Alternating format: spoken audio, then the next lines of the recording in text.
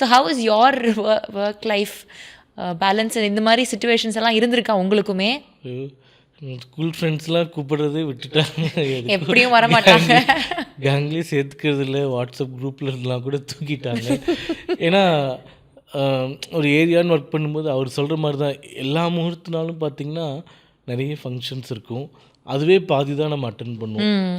இப்போ நம்ம personal commitment அந்த மாதிரி இருக்குன்னா இயர்லி ஒரு 3-4 அக்கேஷனில் நம்ம பர்சனலுக்காக டைம் கொடுத்தாலே பெரிய விஷயமா இருக்குது. Otherwise it's not that we don't like it and we are doing it.